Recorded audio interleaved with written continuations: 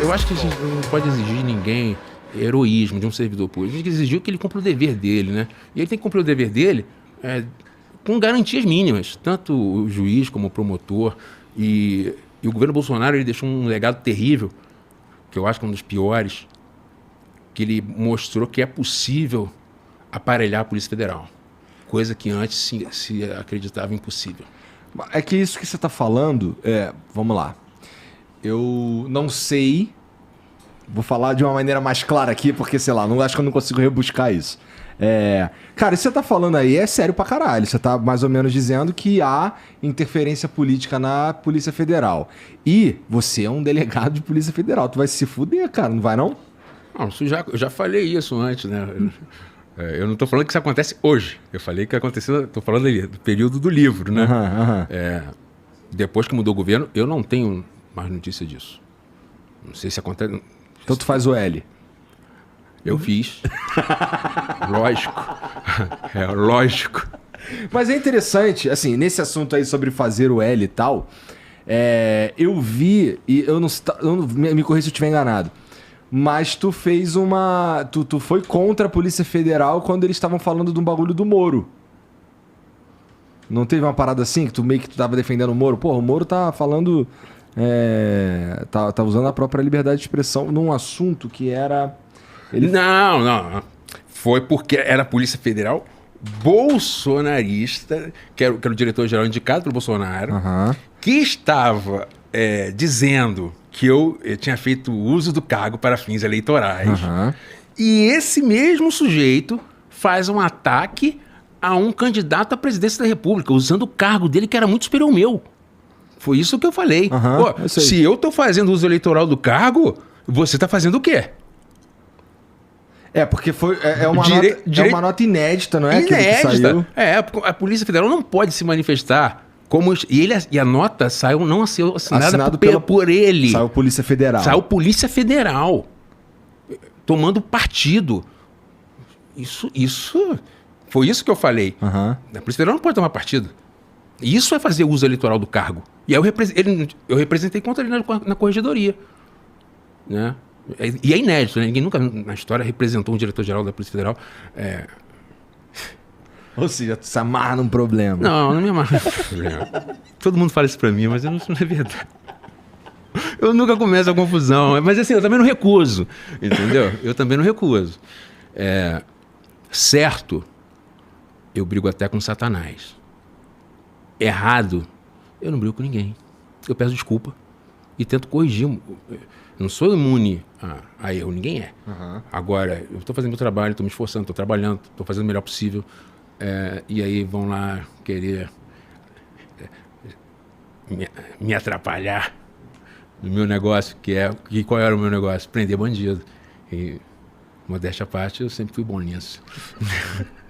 E não foi só em crime ambiental. Eu trabalhei contra a milícia, corrupção, botar meu nome no Google, vai ver que eu trabalhei em praticamente todas as áreas da polícia. É que minha mente realmente, como tinha menos gente dando atenção para isso, eu e o Perazzoni, que é um ícone dentro da Polícia Federal nas questões ambientais também. É um delegado também? É um delegado que fez a operação, que chancelou, né? Porque quando saiu a primeira operação, a minha, modo de falar, né? Como é que era o nome dessa operação mesmo? Androanthus. Isso. É o nome científico de uma árvore, né? Por isso que eu olhei eu achei que fosse um Androanthus aqui. São Androanthus. Tá. O IP amarelo. E a dele é a Quanduba. A dele mostrou que a minha fazia sentido. Pô, será que... Porque poderia até falar, não, o Saraiva tá exagerando ali, isso aí é demais. Criaram uma narrativa muito ruim contra o trabalho. Mas foi engraçado, é que inicialmente o governo e as Forças Armadas comemoraram a operação, saiu no site do Ministério da Defesa, maior apreensão de madeira ilegal da história, o filho bonito, sabe? Todo mundo queria. Mas de repente o garoto ficou... ninguém estava achando mais ele bonito, todo mundo foi tirando o corpo fora, ou seja, por debaixo algo começou a se mexer, porque tiraram até a página do ar, mas eu já tinha printado, entendeu? E pior, falaram que a apreensão foi das Forças Armadas, não tinha nem o nome da Polícia Federal. E aí lá no meio do nada as Forças Armadas resolvem o exército vai embora. Como assim? Vocês vão embora, vão deixar os policiais lá? Bom, os caras saírem de lá pra se meter com uma parada que era claramente ilegal, assim, baseada em documentos, baseada em dados, em foto de satélite, não sei o quê. Vocês sabiam a procedência daquilo ali, sabia que era ilegal, não sei o quê. Assim, a pressão que eu suponho que o Salles sofreu pra ir lá interferir deve ter sido muito grande, porque era uma bomba isso aí, né? Assim, se você tava como estava, embasado que aquela parada ali era ilegal, o cara pular nessa bala, ou ele é maluco, ou ele tem uma pressão e uma motivação muito forte pra estar ali. Ele subestimou o adversário. Ele achou que... Realmente, assim, o cargo de ministro é muito... comparando, né? Poderoso, né? O poder, né? Mas...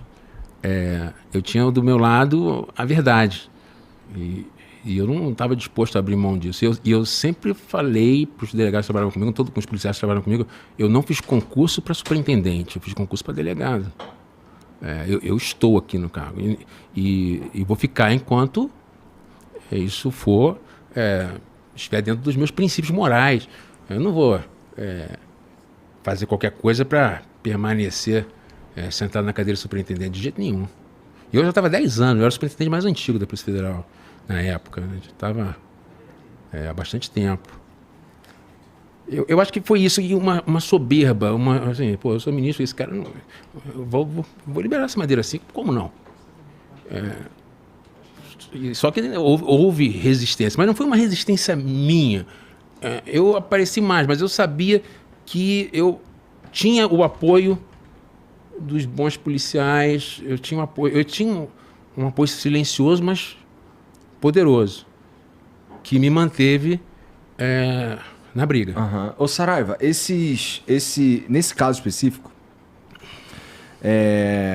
o que aconteceu no final das contas com essa madeira? No que desagou isso daí? Eu sei que, assim, tiraram você de onde você tava, foi parar em outro lugar. Isso pra mim assim... Tem alguma coisa aí, né? Estranho, cara.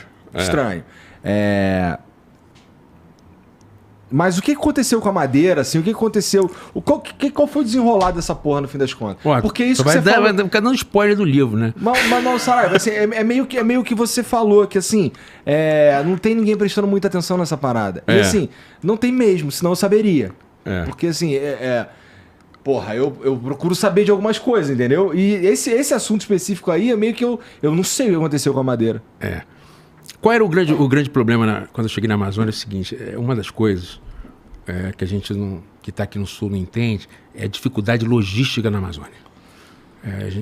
Você estava falando que lá 100 quilômetros é um bagulho... 100 quilômetros no Sudeste é a mesma coisa que 100 quilômetros na Amazônia. A Amazônia, 100 quilômetros, você não tem a estrada boa, você tem que ir, às vezes, por rio, às vezes por avião.